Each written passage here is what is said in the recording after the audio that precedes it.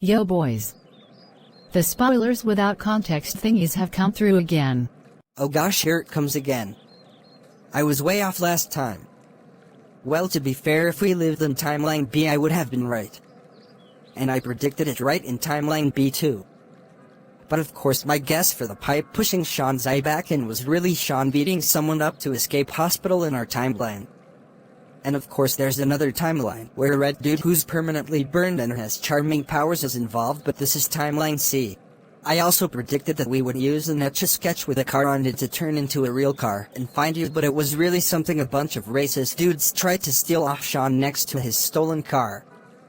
And I predicted we'd use the scissors to cut off the police communication, but it was really because I had a bad haircut. I lastly predicted that the match was to set me on fire and get rid of my powers, but of course I was wrong once again. Mom, what are the symbols this time? A paper bag, a radio, a zip wire and a scorpion. Time for your predictions, boys. Okay, starting with plastic bag. What do you think, Daniel? I think we will get the paper bag and put it over our heads as we get across the Mexican border so that nobody will know it's us. Your turn. I think it means we're going shopping for some supplies before we get over the border. Or if we're over the border early in the episode, maybe we go shopping in Puerto Lobos. I think we will use it to suffocate the guards at the border so that we can climb up once we've got rid of them.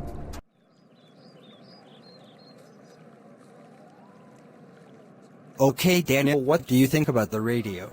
I think the radio could be used to transport us into a portal where we end up in another dimension where what's happened to us never happened. That's pretty far-fetched. A similar thing happened in Timeline B Episode 4. Anyway, what do you think? I think at some point we might get separated and need a radio to communicate. To really get into depth of a prediction. Perhaps you are able to use telekinesis to lift me over the border, but don't have the ability to lift yourself. So we go away and get a radio. Then we come back at night, you use your powers to get me over the border again. And I use the radio to communicate with you on how I think you could get over the border. I like that one. What do you think, Mom? The radio will probably provide news about what's happening with you guys. We can also find out what our enemy, which are the cops, are up to and know their weaknesses so that we can find an easy way to murder them all.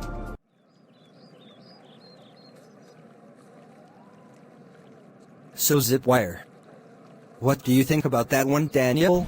I think the zip wire will be found when we are in that other dimension, and in that dimension zip wires turn into rainbows if you use them.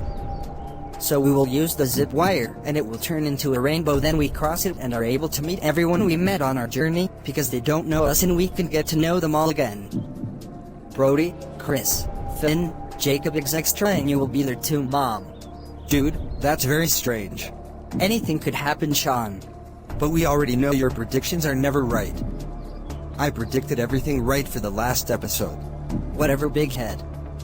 It's your turn now. Okay, so I think while I'm over the border you will decide to try and climb while I'm keeping watch to let you know if anyone's around while speaking on the radio. But being so focused on who's on your side of the border, I forget about people behind me, and they've been overhearing me the whole time. They are guarding the border from the inside. They capture me and tie me up with a zip wire. And they're about to call the cops on all of us. Well, I think after using the bag to strangle the guards at the border and listening to the radio to find out what weaknesses the cops have, we discover that the cops have vulnerable necks. Therefore we get a zip wire and use it to strangle them.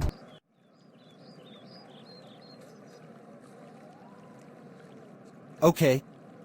Last one. We have the scorpion. What do you think about that, Daniel? We returned from the rainbow with our friends and introduced them all to Dad and tell them all what happened and how we got back to safety through the radio. Of course, none of them believe us. But in the rainbow zip wire land, Sean had picked up a scorpion, deciding to keep it as a pet. The scorpion provides Sean with magical powers. Sean uses these magical powers to convince everyone. So, thanks to the scorpion, Sean and Daniel go to therapy to recover from what they've been through, and the therapists don't think they're crazy, because they always take the scorpion to therapy sessions with them. We both live happily ever after in the best alternate universe in the world. You're weird. Why? No offense, Nano, but that's not a prediction, that's just what you wish would happen. And of course I wish that could happen too. But that prediction is pretty damn crazy. I know. Your turn. Okay, so I think you will manage to climb over the border with Mom and see I've been tied up. You'll use your powers on the people who have kidnapped me. You manage to take them all down one by one, but once you reach the last one you get stung by a scorpion. The scorpion that stung you is poisonous, and it makes your powers not work. The last guy remaining who you can't push away with your powers shoots you in fear after what he sees you do. You're dying, but you push him away physically with a lot of struggling.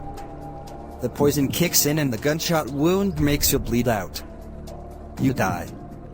Then I go to prison. Are you serious? You predicted my death?